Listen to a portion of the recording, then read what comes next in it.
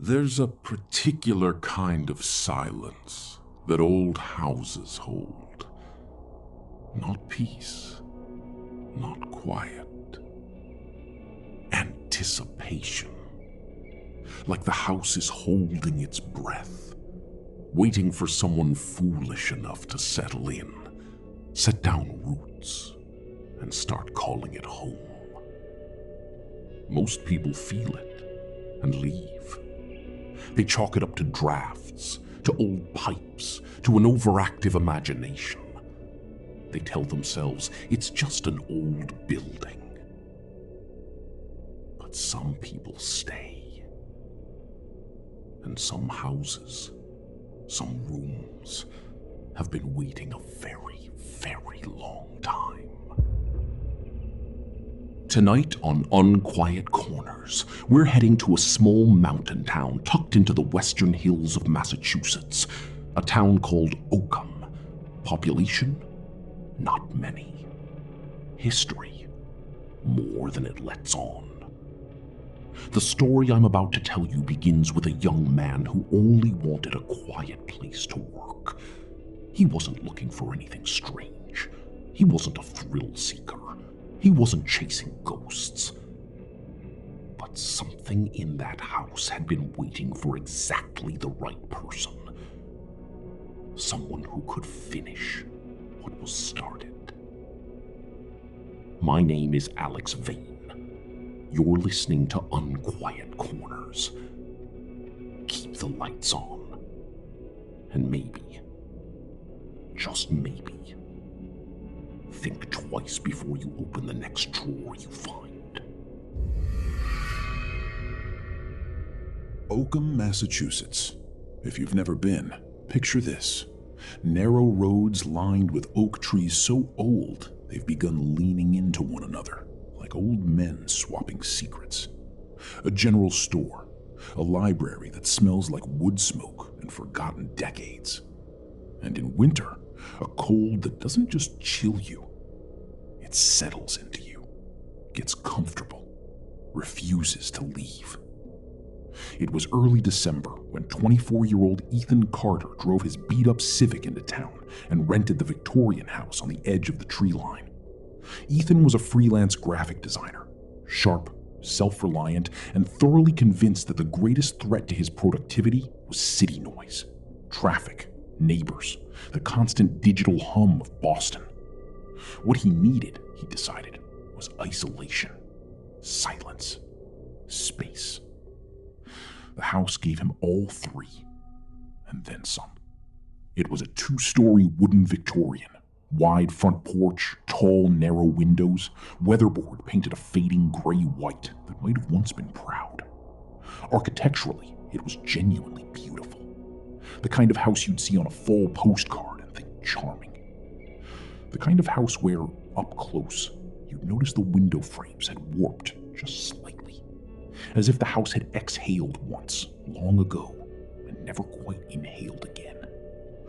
The landlord, a weathered man named Dale who delivered the keys with the speed of someone who had somewhere better to be, mentioned almost casually that some of the locals had opinions about the place. Old stories, small-town talk. Ethan smiled politely and tuned it out completely. He had work to do. The real selling point of the house, the thing that had sealed the deal when he'd scrolled through the listing at 2 a.m, was the study on the second floor. Corner room, huge window overlooking the tree line, and at its center, a writing desk made from solid oak. Massive, dark, old enough that the surface had developed a patina like worn leather, smooth and slightly amber in the lamplight. It was the perfect workspace. Ethan set up his laptop, his drawing pad, his coffee setup, an electric kettle, a French press, a bag of single-origin dark roast he'd driven 40 minutes out of his way to buy, and he went to work. The first few days were exactly what he'd hoped for. Peaceful, productive. He'd work through the afternoon into the evening, take a walk to clear his head, come back, brew another cup, and lose himself in wireframes and color palettes until well past midnight. The house settled around him the way old houses do, creaking faintly in the cold, the pipes offering a muffled groan now and then. Normal sounds. Ethan barely registered them. He was sleeping well, eating well, getting paid. Everything was fine. Everything was fine until Tuesday night of the first week. The clock on Ethan's laptop read 2:15 a.m. The house was completely silent, the kind of silence that only comes in the deep of a winter night in a place where there were no neighbors for a quarter mile. Ethan had his headphones around his neck, not in his ears. He liked to hear the room while he worked, a habit he picked up in college, something about ambient sound keeping him grounded. He was deep in a logo design, a clean, minimalist mark for a tech startup out of Cambridge. He was maybe 20 minutes from a version he'd be happy with. His coffee was still warm. And then he felt it. The temperature in the room dropped. Not gradually, not the slow bleed of warmth that happens when a heater cycles off. This was sudden, immediate, like a door had opened somewhere. Not to another room, but to somewhere much, much colder. Ethan looked up from his screen. His breath fogged in front of him.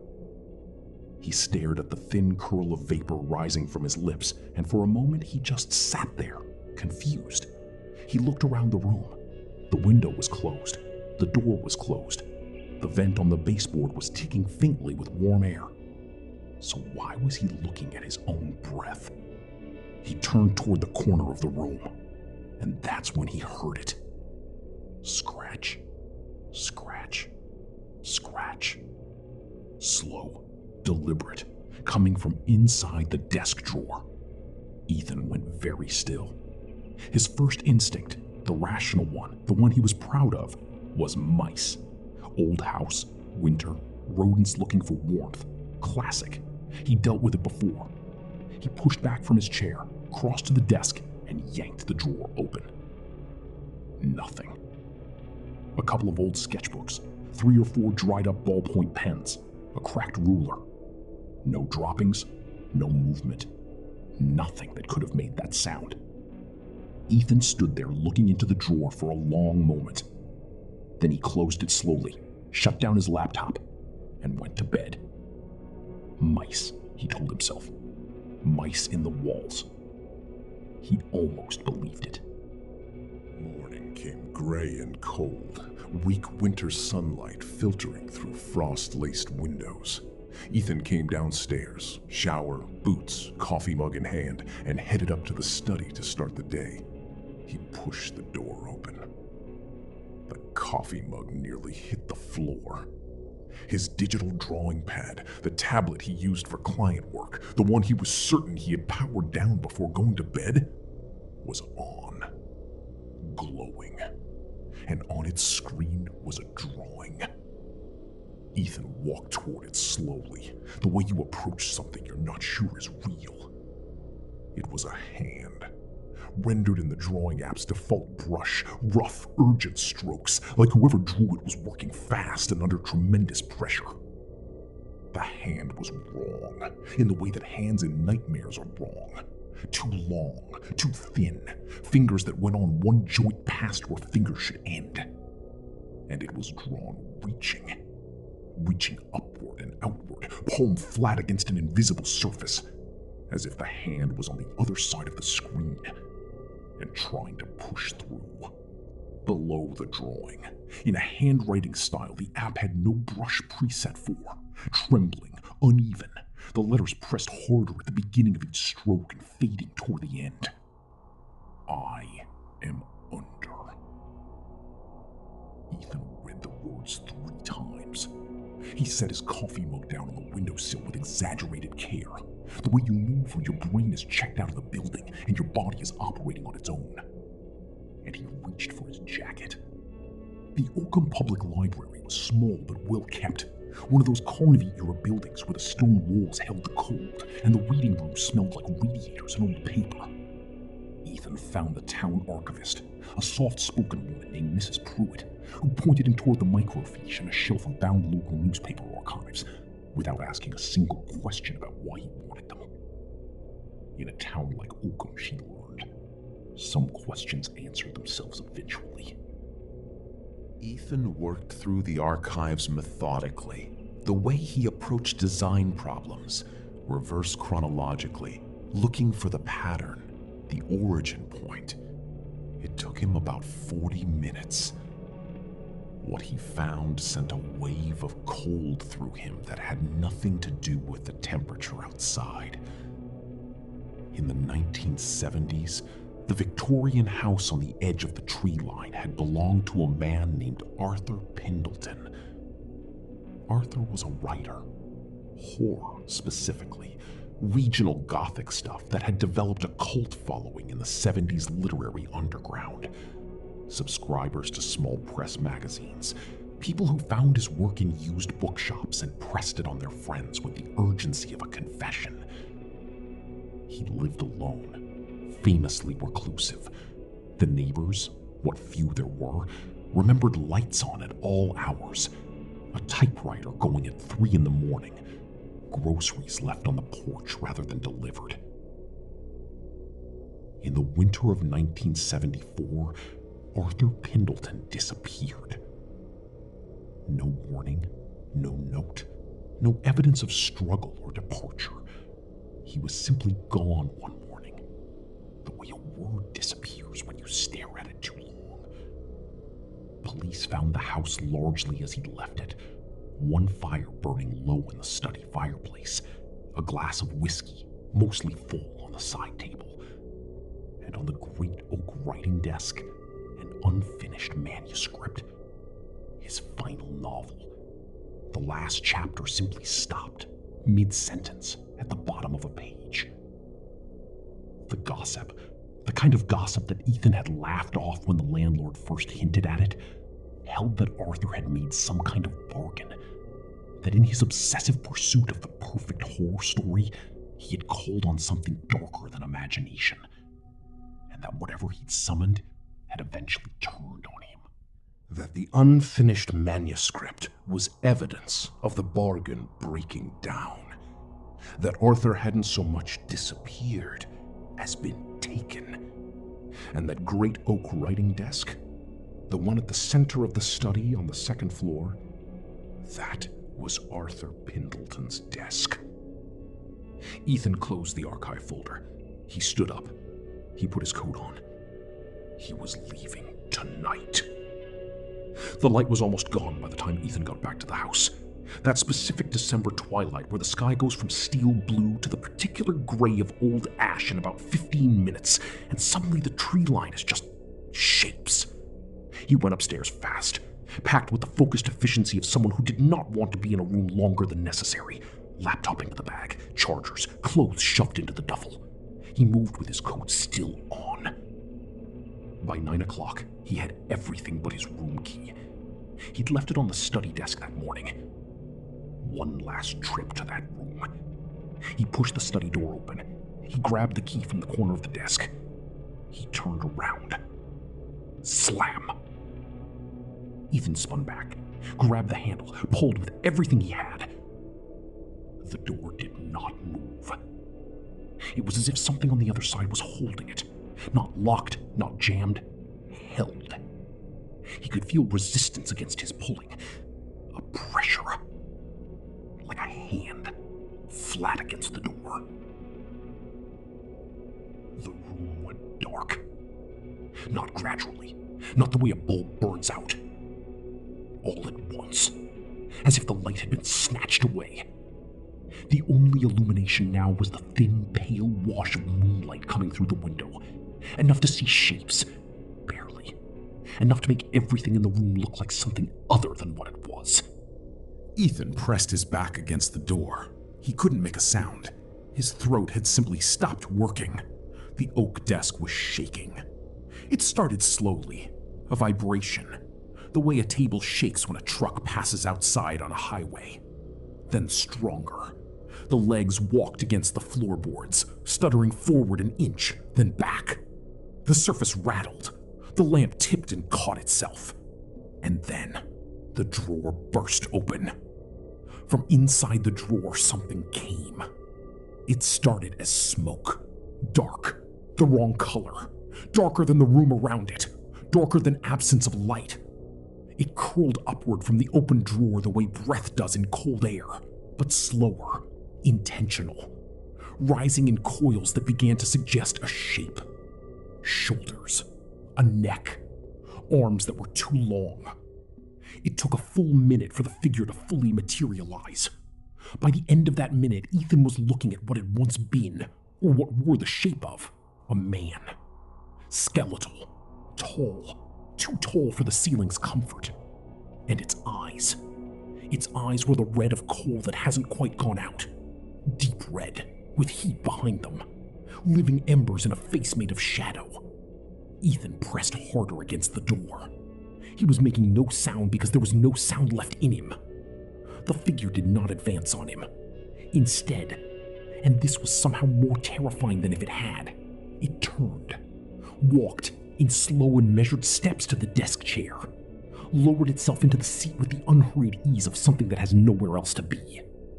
And then it looked at Ethan, and it spoke. "Finish it." The whisper was not loud. It didn't need to be.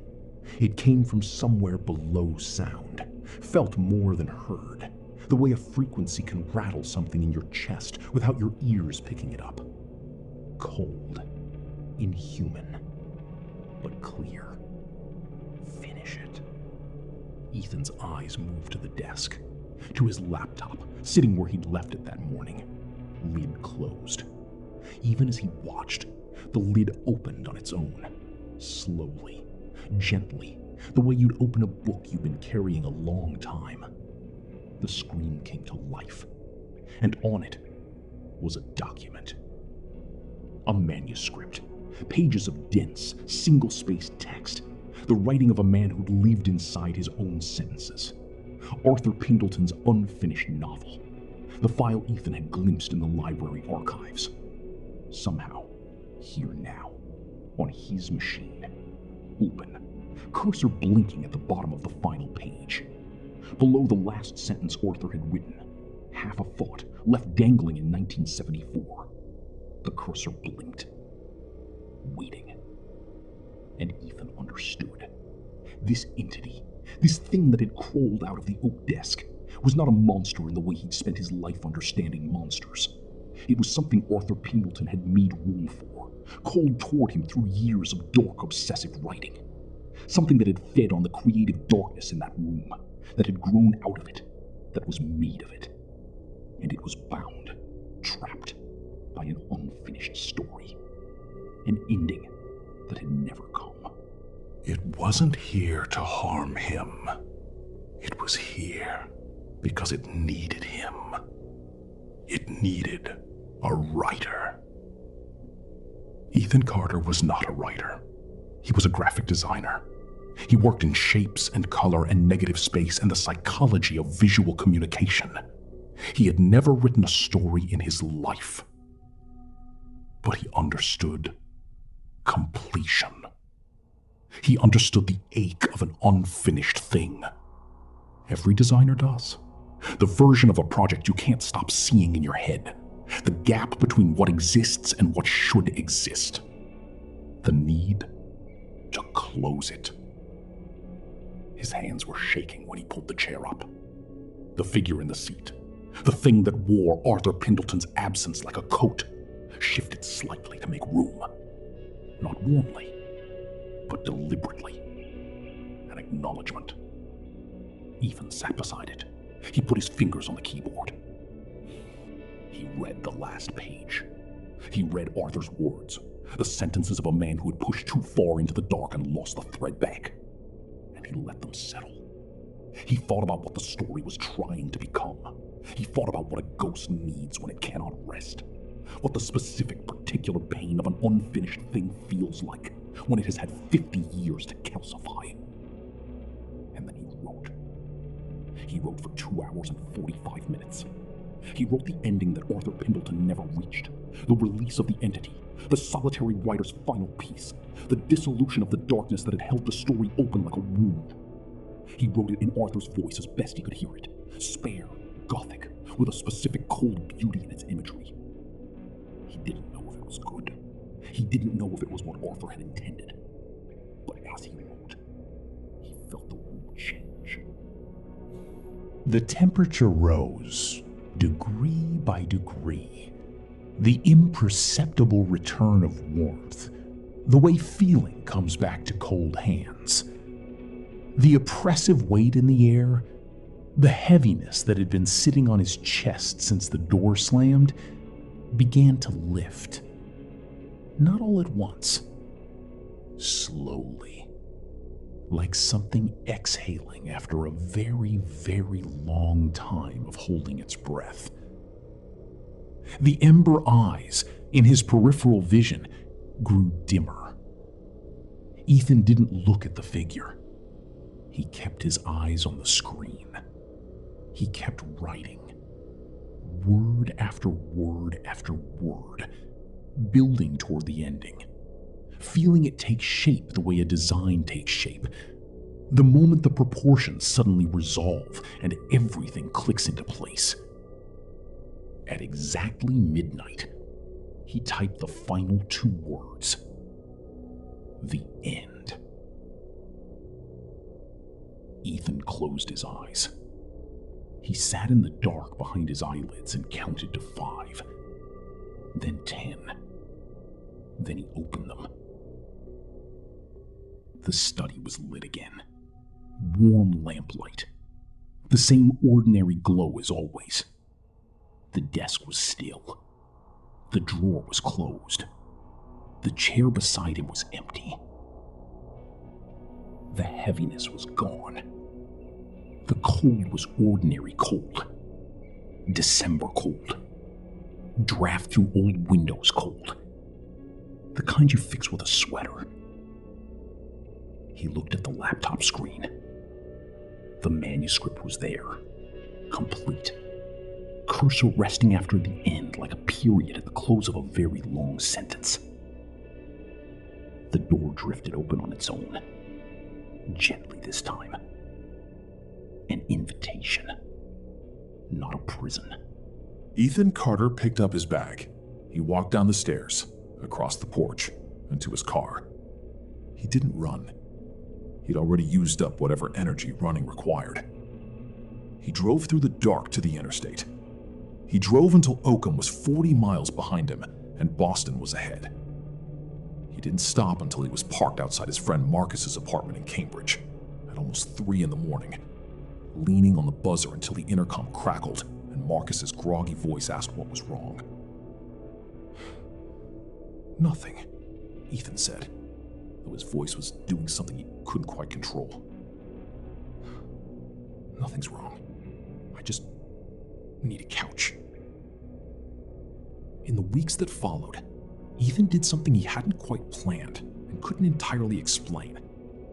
He cleaned up the manuscript, formatted it, read through it one more time, Arthur's decades-old chapters and his own closing pages, and found that it was, against all reasonable expectation, complete. Not just finished. Complete. The way a thing feels when it has reached the shape it always wanted to be. He published it online, not under his own name, under the byline Arthur Pindleton, with a contributing author, anonymous, no further credit. The novel found its readers. Horror fiction communities passed it around. Literary bloggers wrote about the remarkable posthumous discovery. Readers left reviews using words like haunting, and inevitable, and feels like it was written by someone who had no choice. Ethan read the reviews once, then he stopped reading them. He moved into a modern apartment in Somerville with good insulation and neighbors who played music on Friday nights. He kept his laptop closed after 11. He did not rent old houses, not ever, not for any amount of peace and quiet that was on offer. And the Victorian house on the edge of the tree line in Oakham, still standing, Still gray-white and narrow-windowed and architecturally beautiful in the way things are beautiful when they have survived things they shouldn't have. But quiet now. Genuinely, finally quiet. The way a room goes quiet when everyone who needed to say something has finally said it. You know what I keep thinking about sitting with this story? Not the entity, not the darkness spilling out of that drawer, though, believe me, that image has no intention of leaving my head anytime soon. What I keep thinking about is Arthur Pindleton, alone in that study, night after night, writing his way deeper into something he didn't fully understand, chasing the story he could feel but couldn't quite reach. The way obsession with a thing, a creative thing, something you've poured yourself into, can open doors you don't know you've opened. And then one night, he couldn't finish it. Maybe he ran out of words. Maybe whatever he'd let in finally took more than he could give. Maybe the story simply outgrew him. But the need for that ending didn't die with his disappearance. It waited. 50 years in an oak desk in an empty room in a small town in Massachusetts. Patient as stone, certain that eventually someone would sit down at that desk and be the right kind of person. Someone who understood the unbearable weight of the incomplete. Ethan Carter walked into that house wanting silence. He left having given voice to a ghost. And Arthur Pindleton's story, the one he gave everything to, the one he literally vanished into, finally had its last page. I don't know whether to call that tragedy or mercy. Maybe it's both. This has been Unquiet Corners. I'm Alex Vane. If this story reached you, if you're the kind of person who feels the pull of something unfinished, who can't put down a thing that still has pages left, I want you to sit with one question before you sleep tonight. If something has been waiting for you specifically, waiting for your particular hands, your particular mind, your particular way of reaching into the dark, how would you even know?